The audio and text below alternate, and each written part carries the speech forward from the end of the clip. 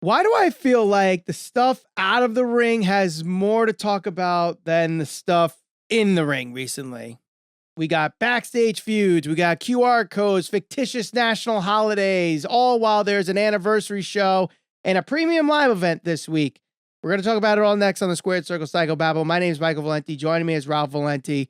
Ralph, let's start with everything that's going on with Sammy Guevara and Andrade. So, originally it was announced that Andrade would be in a mask versus career match against Preston Vance on Rampage. Between last Friday and Wednesday night, Andrade was in an interview where he called out Sammy Guevara for being basically a crybaby, for being too stiff in the ring. Sammy Guevara called him out on it. Andrade was like, no, I have said things to your face. Pretty much threatened next time I see you, I'm going to kick your ass. Turns out there's a backstage feud. Tony Khan goes on Twitter and says Andrade's match is off.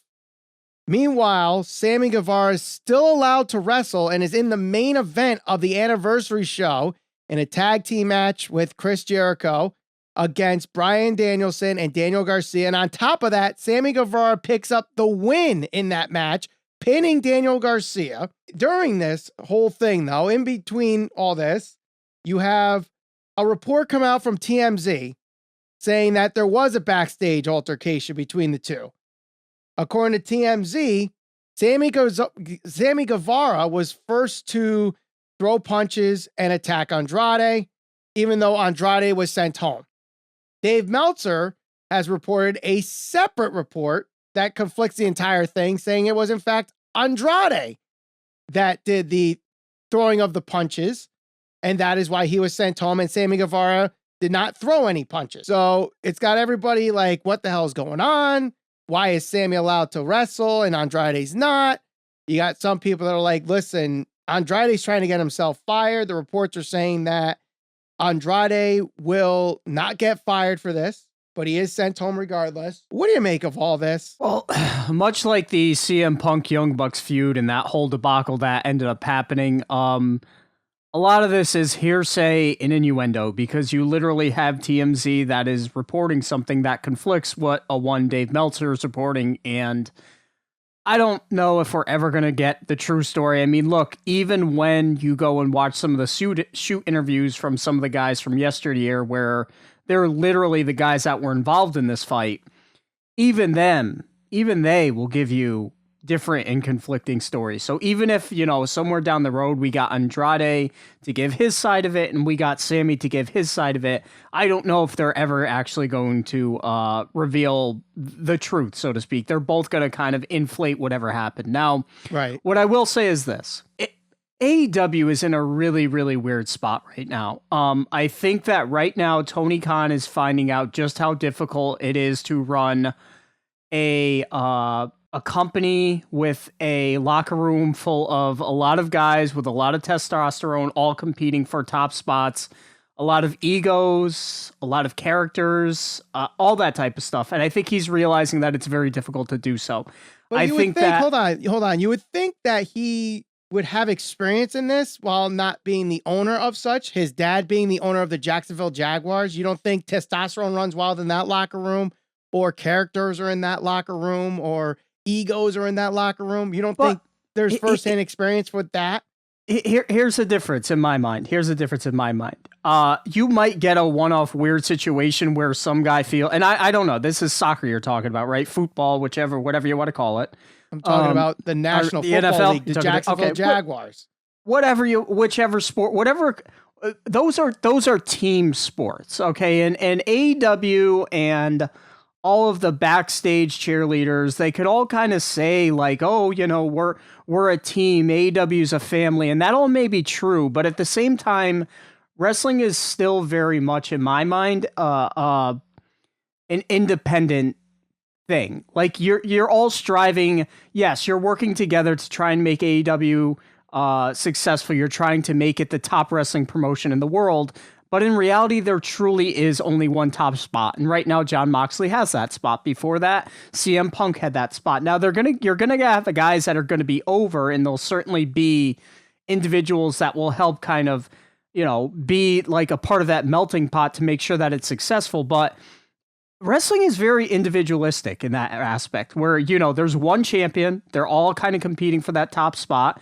And many times when people get to that top spot, they're reluctant to let go of it. Or you're competing for, airtime, additional airtime. You want to get your shit over. So Chris Jericho, a guy who has a ton of experience, a ton of pull, I'd imagine, backstage, I imagine it's going to be very easy for him to go up to Tony Khan and say, hey, I got this idea, let's run with it.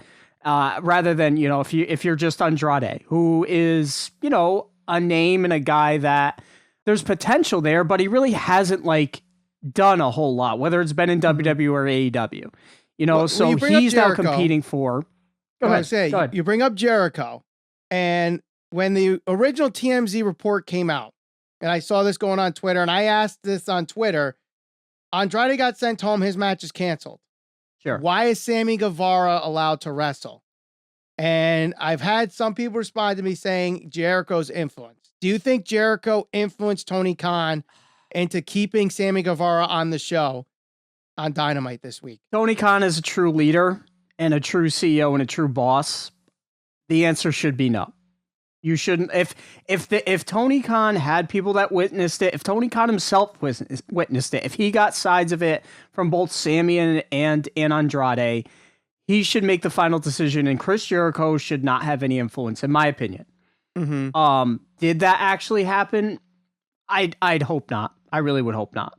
Do you think they made the right call sending Andrade home and keeping Sammy there, knowing what we know and based on whichever story you think is true, the TMZ report or Meltzer's story? Because to me, when TMZ originally reported this, I was like, this doesn't make sense.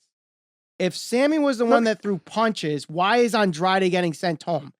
And let me ask you TMZ's this. not. Go ahead. What kind of helped fuel the fire between CM Punk, the Young Bucks, all that type of stuff? Would you say that social media may or may not have had a little bit of influence? Maybe because the Bucks could have fueled the fire a little bit. The stuff that they were putting out there, the wrestling journalists of the world certainly got wind of stuff and started tweeting it and spreading stories, and it caused CM Punk to go, over the edge, so to speak. Do you feel like social media maybe had a little bit of influence of that coming to what had actually ended up happening between those guys? In that situation, yes. In this situation, it just started because Andrade made a comment in an interview. Social media wasn't even a part of this yet. It was after Andrade made the comment in an interview, then it leaked into Twitter. Okay. So at that point, this is a decision that needs to be made. Can AEW survive with either of those two guys? In my opinion, yes. Sammy Guevara is young. He has found himself involved in a lot of conflict already as a young up-and-comer. Maybe he's protected because he's one of Jericho's boys. I don't know. Only Tony Khan's surely going to know that. Or he's a quote-unquote pillar of AEW.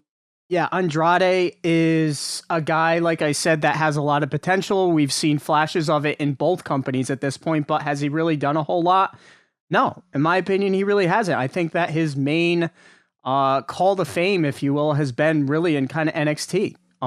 If I'm Tony Khan, honest to God, I think I would fire both of them. And I would say, guys, this is a professional company. We're not pulling this shit. We just had it happen. Because at the end of the day, whatever you thought of Dynamite last night, this is the type of stuff that people are going to kind of gravitate towards, and things that it just fuels the fire for whoever, the Jim Cornettes of the world, whoever those people are that want to say Rome is burning backstage, Tony Khan can't be an effective boss. This prove whether it's true or not, it helps prove them right.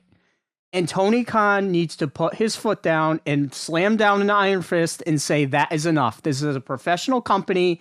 It's my company, and you guys aren't going to do this stuff, and you're not going to get away with it. It just happened less than 3 weeks ago, and now something like this happens. But Sammy Guevara is in the main event. But if Sammy Guevara, if you believe Meltzer's report that Guevara did nothing, he just took a couple punches, it got broken up, and that was it. Is there really anything to punish him for if he was just a guy that got punched? He didn't really. He said some shit on Twitter, but who doesn't say shit on Twitter? That's the problem. These guys and the whole Twitter beef back and forth.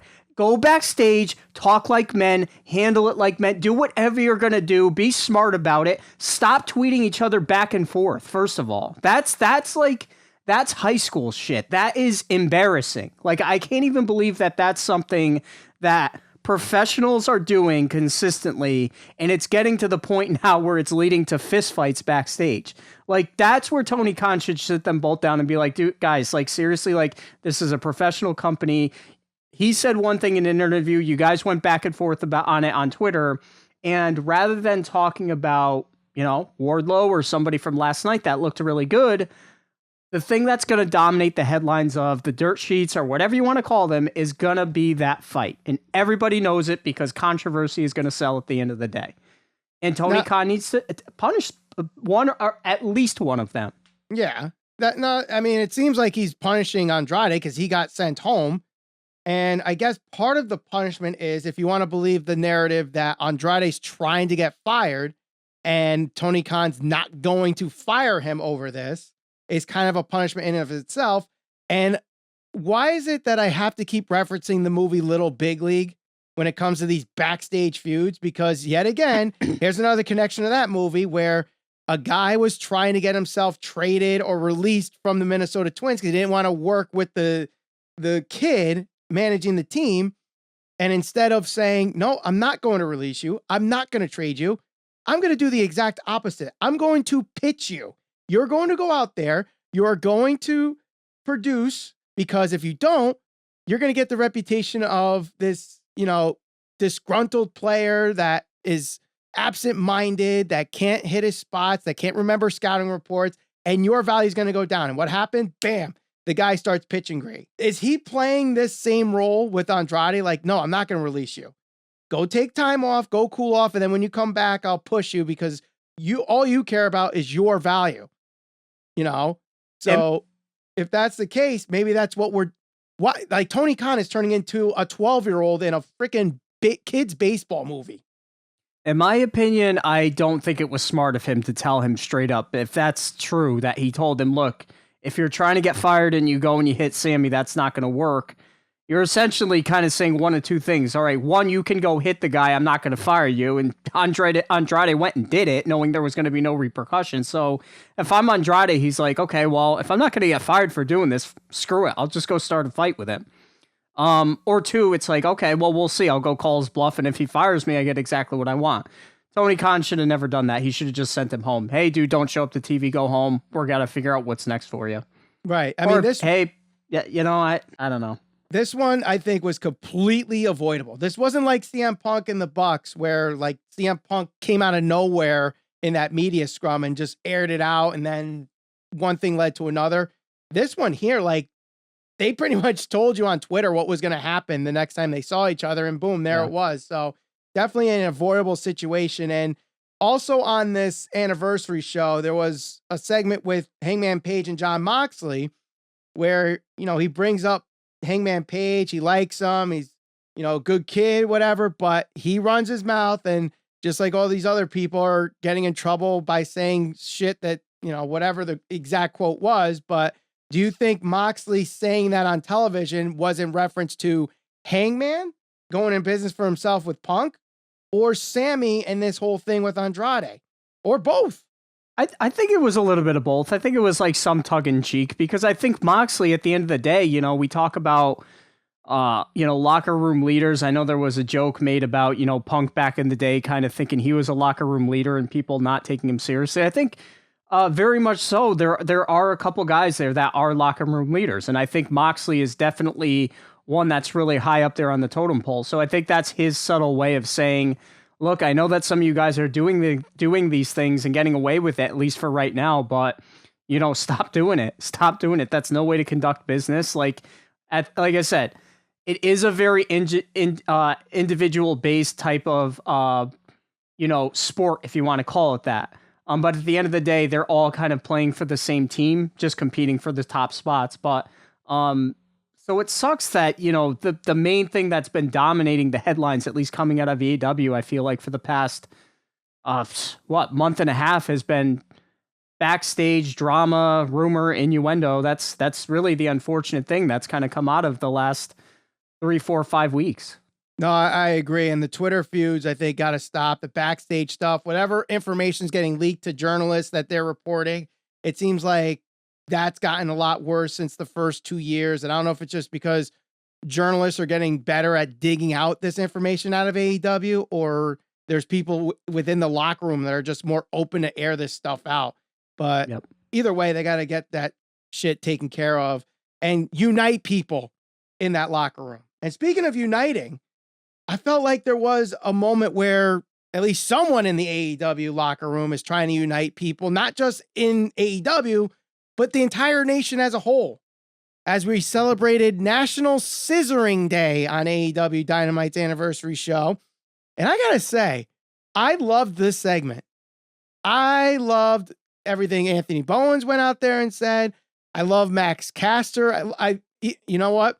I might go to hell for this, growing up as a Catholic Christian, but I laughed my ass off for a solid 5 minutes when Max Caster told everybody to go to their left and go to their right and give peace offerings to scissor everybody. I laughed so freaking hard alone in my office Thursday morning watching that. It was so hilarious. And will you ever be able to offer peace? And we're going to hell for this segment right now, by the way. Oh God. Father to you, Marion to you. But yeah, like, I don't know. I don't think I can ever step foot in a church again. And I don't know if I ever will, unless, my son gets married 20, 30 years down the road. But when they do the peace offering, I might just do the scissors and everyone's going to be like, what the hell? My daughter's getting baptized this year. So yeah. So it's going to be just hilarious about that whole like scissoring thing. And the fact that it's like tied to the LGBT community, and, Christians or Catholics, diehard Catholics don't like that stuff. So it's just kind of funny in that own right too. But, just goes to show you how over the Acclaimed really are. That you have Swerve Strickland's out there and basically says like, this is so stupid. And obviously him being the heel, shooting it down makes sense for him, but it's so stupid, but yet entertaining. And like, when I first was watching this with the Acclaim and the whole scissor me daddy, whatever, I'm like, what the hell?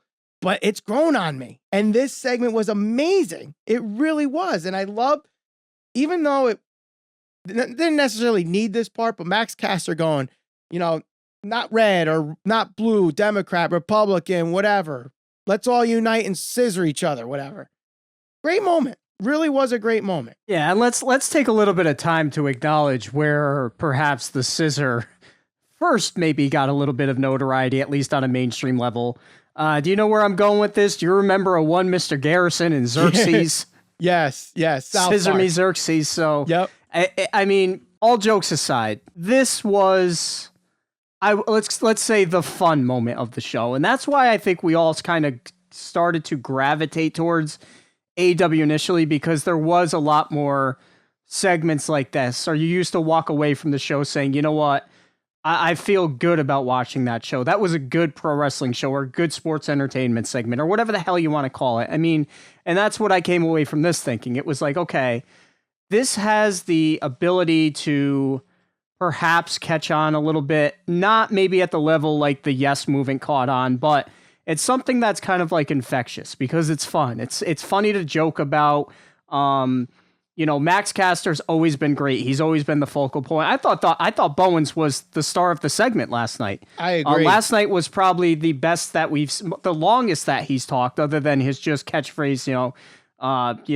The Acclaimed whatever have town. arrived. Yeah, the whole thing.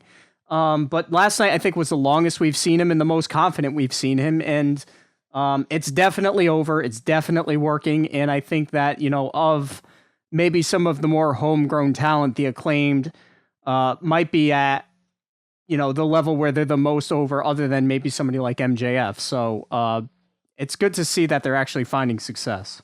Now, we've been wrestling fans for at least 30 years, if not more. Did you ever think we'd ever come across a segment that was written around the game rock, paper, scissors? No. And here we are, scissoring, and then rock beats scissors, And then you have Mark Sterling coming out with paper. I'm like, oh my God, it's rock, paper, scissors. Absolutely great. Absolutely great. But something that was great on this show from AEW Dynamite this week was Wardlow versus Brian Cage for the TNT Championship. Now, first off, going into this, I was excited because Tony Khan actually solved 2 missing persons cases in one match. Where's Wardlow and where's Brian Cage? In fact, he might even gotten more because Samoa Joe ended up in this segment. We had FTR show up in this segment.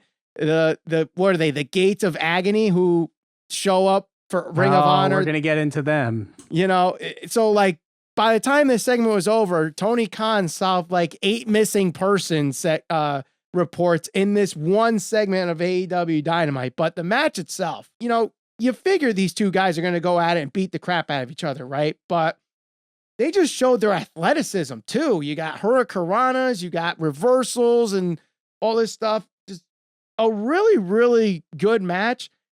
And I think Brian Cage, more importantly, needed this because he's been off Dynamite for such a long time that people need to remember, you know, how good he actually can be in the ring. And Wardlow, people talked about when he first faced Orange Cassidy. Oh, he needs that test match. Can he go in the ring for more than just his typical squash match and Powerbomb Symphony match over? Can he actually have a good match with somebody? This is the test match that he has to prove that point. Orange Cassidy, yeah, I thought that match was good, and I think they told the story the way it should have been with a couple of minor tweaks. But this is the match that should have been the test match for Wardlow. If they saved that for this, I think this match even would have been even better than it was. But still a great match nonetheless. Yeah, I mean, there's a couple minor things I think I would have tweaked, more so like the build up towards it. Like I would have preferred that last week, Wardlow comes out, he throws a challenge out there. I will challenge anybody next week. It's an open challenge. I just want a spot because I haven't been on TV, whatever. Brian Cage comes out, they cut a promo. At least you have a week build towards it, because essentially what you were hoping for was this was announced pretty much on Twitter. Like a lot of things are unfortunately announced. But it's an open challenge, so it's an open challenge, but at the same time, like like you just said it, when's the last time we've seen Brian Cage? Like we haven't seen Brian Cage, which means it's not like he's done anything meaningful. It's not like, you know, there's no story. There's not even a week's build to this. It was literally 3 days ago. It was announced on Twitter. Hey, might not even been 3 weeks ago. So, you know, there's that. I did not dig at all about the guys that were with Brian Cage. What's that guy's name? Something Nana or whatever the hell his name was. Toa Leona. Are you talking about? I don't know. The guy with the accent. I got big time 80s. The manager, King Nani. I got big time 80 backstage WWF vibes, interview vibes from that whole thing. I thought that was bad. And I just feel like, again, like when you talk about you're throwing Brian Cage out there, at least he's a familiar face to AEW.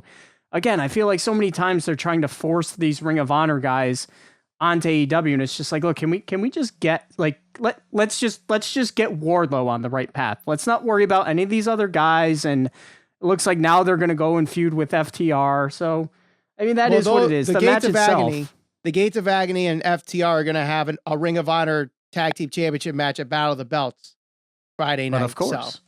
So I mean, the match itself was good. Normally, I'm not a fan of like two bigger guys because that just stylistically they typically clash. It's not a good match. It's slow. It's proddy. They made it work. And, you know, a lot of times I'm not necessarily a fan of bigger guys doing like the aerial stuff like we saw, you know, Wardlow do the Whisper in the Wind, I think. And Brian Cage attempted a 619. If you got two big guys that are pretty equal, you know, you're going to have to go in your bag of tricks to kind of get the one-upmanship on that and throughout the match. So that's where I don't mind it. If Wardlow has to do that stuff against somebody like Orange Cassidy, that's when I'm not a fan of it, because it's kind of like, all right, well, we're just doing this for the sake of getting a spot in. I didn't think that was the case in this match. I think they both desperately needed a match like this, not because Wardlow's not over, but because Wardlow hasn't been put in a position or done anything meaningful in so long, and Brian Cage just hasn't been on TV. So it was good to see them actually go out there, have a good competitive match. That was, what we were all kind of hoping for, I think. Now Tony Khan has to follow up with that. Absolutely. That's the main thing. Do something next week. Put Wardlow on TV. Have him do another open challenge or something. Do something with Brian Cage. Don't just let this be, they went out there, they tore the house down, and on to the next one. On to Rampage 2 weeks from now for Wardlow. Right. Or even Brian Cage, who, for whatever reasons hasn't been on TV, injuries, or can't find anything creative for him. It seems like he's got a faction going. So put him on TV. If the crowd was that into it last night, and Wardlow's not exactly a guy that's known for great matches yet in his career, and they got that match out of him. So I say find a way to get Brian Cage on there somehow. I understand he's not the greatest promo, but find something for him on TV. But talk about solving mysteries, Ralph. We need to solve this mystery once and for all, because Saturday night's Extreme Rules, it seems like we're going to get a reveal of this damn white bunny and these QR codes and what they all mean. All right.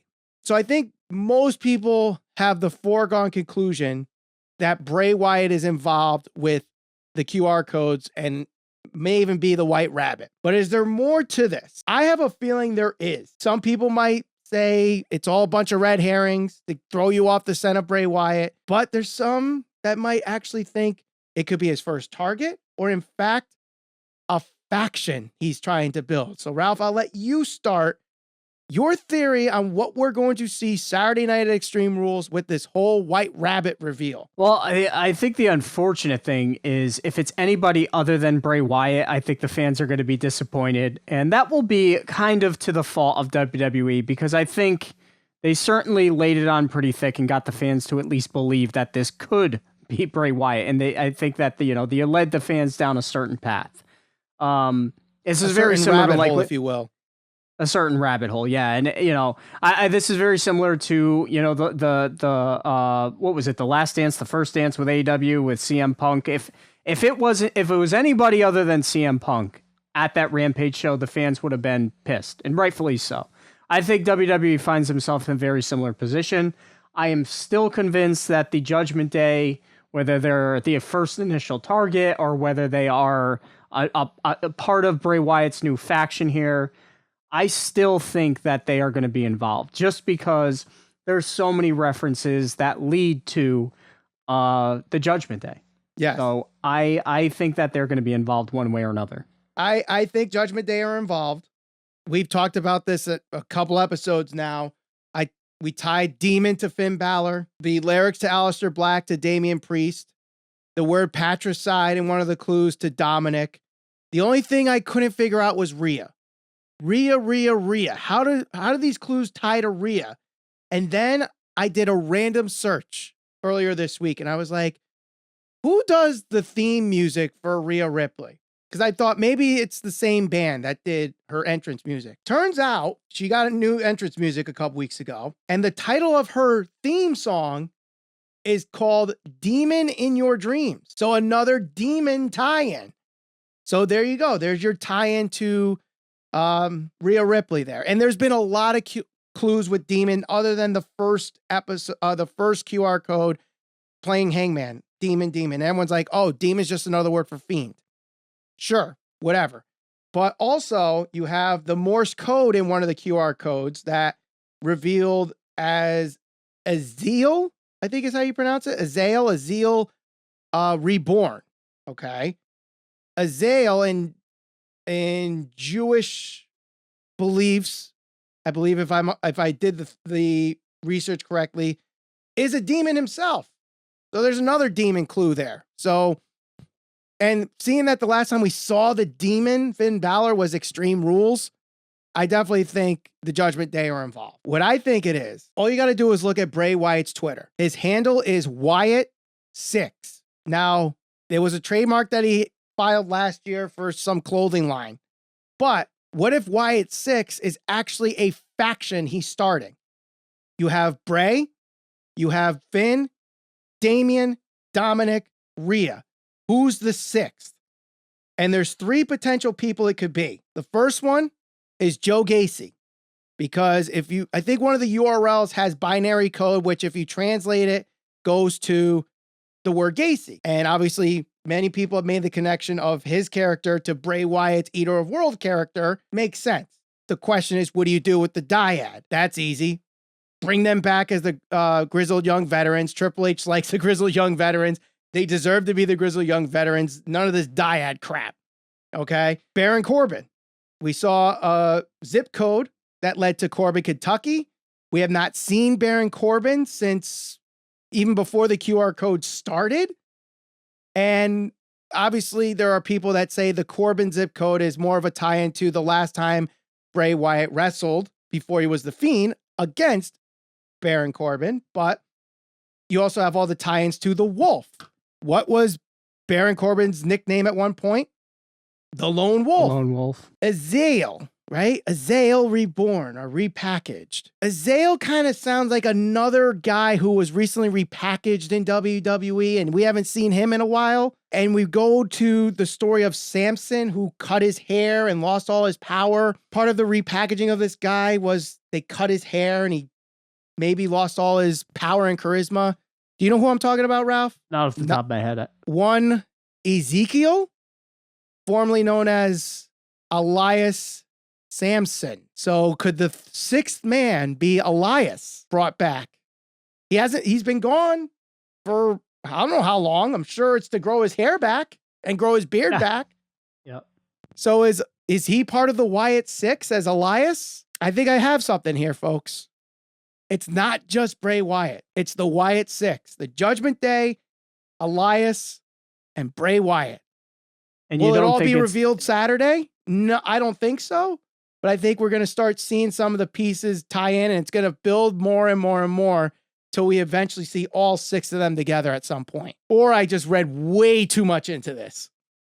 Well, they want you to read into it. That's the whole point of this whole mystery that they're kind of throwing out there for everybody. It's keeping people entertained and engaged. And, I mean, any thoughts about Alexa Bliss? You think she's involved in it at all? See, it all depends on how it's revealed.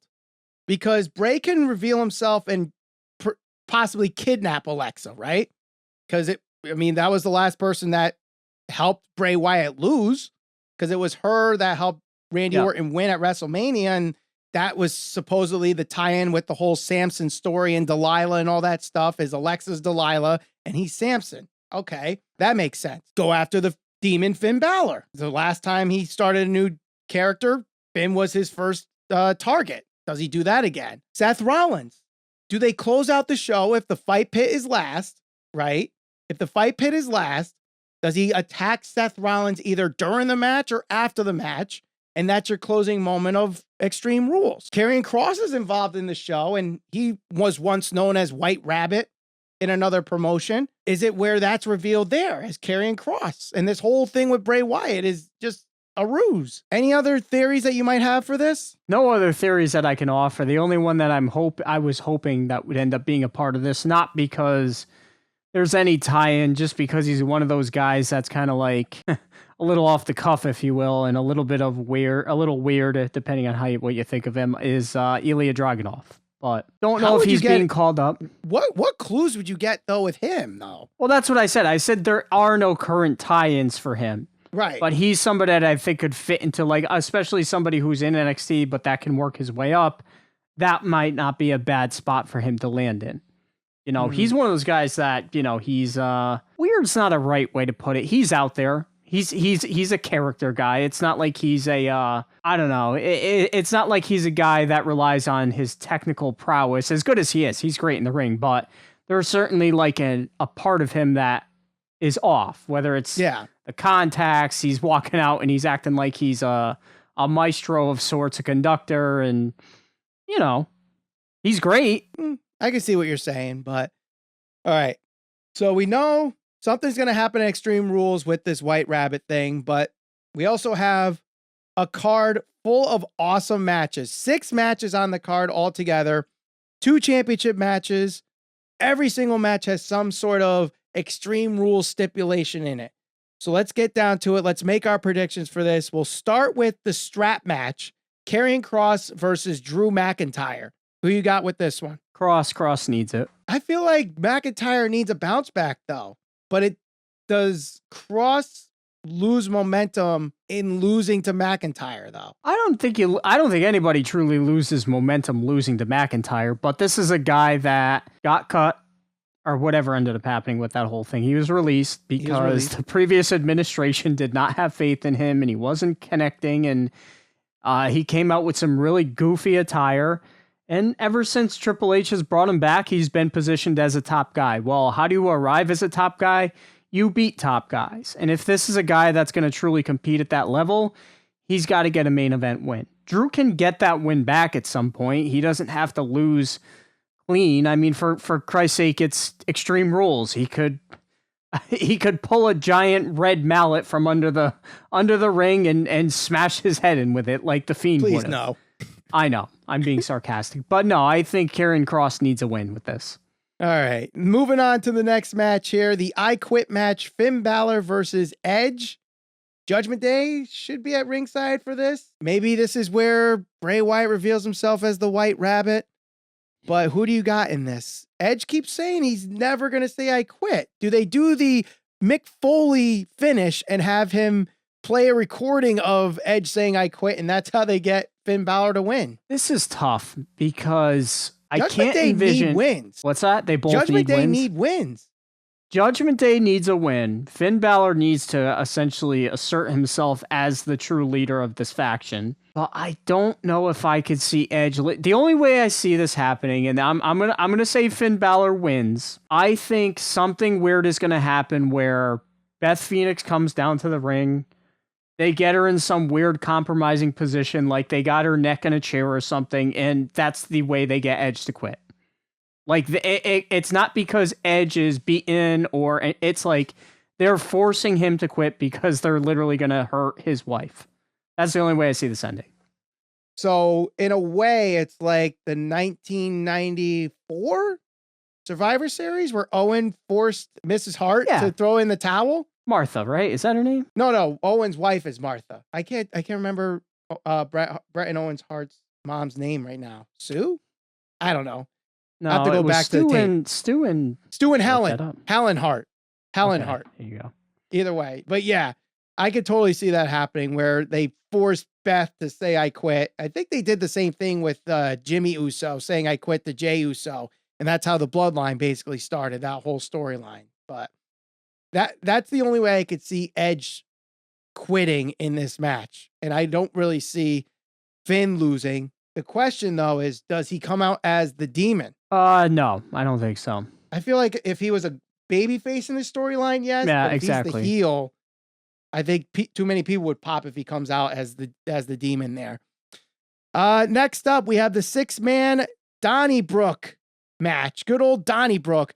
The Brawling Brutes, Sheamus, Ridge Holland, and Butch against Imperium's Gunther, Ludwig Kaiser, and Giovanni Vinci. I am excited for this match. The amount of pain and anguish that they're going to lay on each other. I don't know who's going to be redder.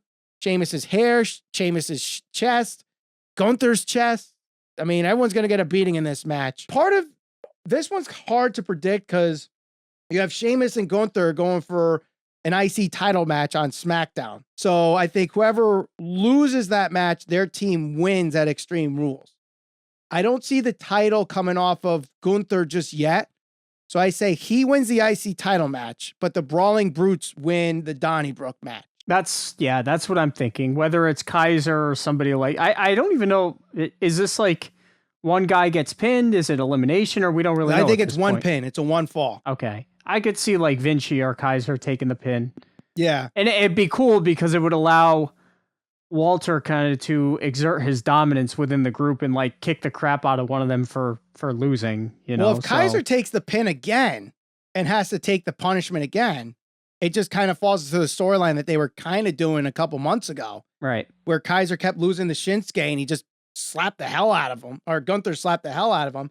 Or does Giovanni Vinci take the pin and then he gets his initiation to the main roster in that regard? Either way, I see the Brawling Brutes winning this one with Gunther retaining the SmackDown the Intercontinental Championship. Should we do the fight pit first, or should we go with the women's championship matches first? Let's go with the fight pit. All right, we'll go with the fight pit next. Matt Riddle versus Seth freaking Rollins. Daniel Cormier, the special guest referee. The last of our non-title matches on this card. I feel like this will probably be the main event, but you also could put Bayley and Bianca in the ladder match. That's a historical match, being the first women's singles title match for a ladder match there. You know, we already seen Matt Riddle have a fight pit match before, and I thought that was great. If you haven't seen that one, definitely check it out. I don't know how Seth is going to do in a fight pit situation, because it's not exactly a wrestling match. It's more of a mixed martial arts worked shoot fight. So does that kind of hinder the match because it's not really in his style of wrestling per se? Well, it allows some wiggle room for Seth to lose and then for him to come out and say it wasn't a wrestling match, like it wasn't sanctioned, I didn't actually lose, something like that. Yeah. The question is, how serious is Triple H about pushing Matt Riddle? Because a win over Seth Rollins means you've made it, whether it's in a fight pit or whether it's in a ring. I think that Seth, what they're trying to do with him, he's going to go after the IC title. I don't know how you transition into that without him winning, and I don't think Riddle needs a win here. I think Seth's going to win. And by IC title, you mean US title, right? Yeah, it's the same shit. Mid-card title on the show. But I feel like Seth, if he's going to challenge Lashley on Raw for the US title, and he already challenged for the title and lost, I feel like he needs to win this fight pit match and then win the US title from Lashley. Because as much as people think it's going to happen, as much as people say they want it to happen, Roman Reigns is not splitting those titles, and there's not going to be a quote-unquote world champion on Raw. The Raw World Heavyweight Championship right now is that US title.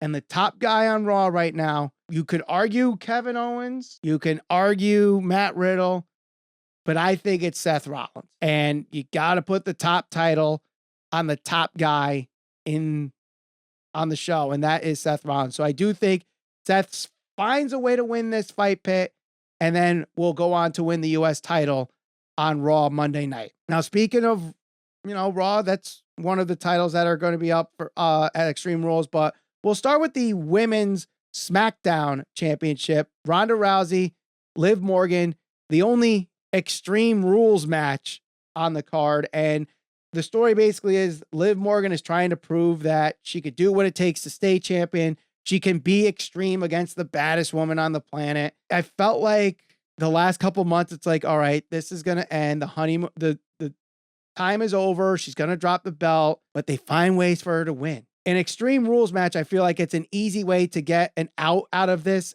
have her retain and beat Ronda Rousey. But do they dare have her beat Ronda Rousey 3 times this year when no one beats Ronda Rousey, whether it's in the octagon or in the squared circle? And yes, you could give me your examples of who actually did beat her. I understand she's lost before, but she's practically indestructible when it comes to, we'll say, the sports entertainment known as pro wrestling. I don't see Ronda losing again. Unless Charlotte comes back or possible. Shayna gets involved. We haven't seen Shayna, I don't think, in a while. We haven't seen Shayna, and that could be an interesting little riff in this whole thing. Clean, do I see Ronda losing? No. Definitely I think not. Ronda's winning. I do actually think that Ronda will probably win because I wouldn't say the honeymoon's over with Liv, but she's done better. She has done better, but I just don't think they see the investment like they see in... They don't see the investment in Liv like I think they see the investment in Ronda. I could agree with that, but do people backlash if Ronda wins because it's like, oh, they're just putting the belt on Ronda? I mean, we've seen that already. She just wins all the time kind of thing that we typically see from some of those IWC fans, whether it's Charlotte or Roman Reigns or Brock Lesnar. Is Ronda clopped into that group there where you kind of don't want her to win because that's the expected outcome? Yeah, maybe, but at the same time, the same people that were complaining about Brock, I mean, he ended up being one of the most over guys Don't forget, the IWC is the most vocal, but they are very small percentage of the wrestling fan base that think their opinion is more important than anybody else's. So they could say whatever they want. Ronda gets a reaction every time. True. So true. All right. So our last match we're predicting here, Bayley and Bianca Belair for the Raw Women's Championship, maybe gets up being the main event. Maybe it's the fight pit with Seth and Matt Riddle, but first time ever, the either singles women's championship match will be decided in a ladder match on a pay-per-view. Who do you got in this one? Bayley keeping the momentum going for Damage Control, or does Bianca Belair retain? I like Bianca a lot. She's probably my favorite women's wrestler on the main roster. I think Bayley's winning this. I really do. I think she's got the faction behind her. You can argue if the faction works or not, but I just find this so odd that they built this story around Bayley being able to pin Bianca for the first time in 300 days. And the match is a ladder match and there's no pin involved. That's so stupid, in my opinion. But I also think that's the reason why Bianca's winning this match. She doesn't have to pin Bayley back to win the match. And I think Asuka and Alexa get involved in this match and cancel out Io and Dakota Kai. And that will lead to their women's tag team championship match down the line. Who knows? Maybe it's Raw on the Monday or on the next pay-per-view, whatever the case may be. Bianca retains, and I don't know what's next for Damage Control, and I don't know what's next for Bianca after this, though. That's the thing I worry about this, because they put so much into this storyline, but now I think we've reached the point where it's probably reaching its end, but what's next? Unless that's the story leading into Survivor Series and this is the War Games match. And that's going to be the climax of the storyline. But what's next between Saturday and the end of November? You got to build like 6 more weeks of storyline to keep it engaging and get invested for this War Games match if that's the route they're going with them. A lot of stuff to talk about here, but if you like this episode, give us the 1, 2, 3. Like this video is number 1. 2, subscribe to the channel. 3, ring the bell to be notified so you don't miss another episode. And we'll see you on the next Squared Circle Psychobabble.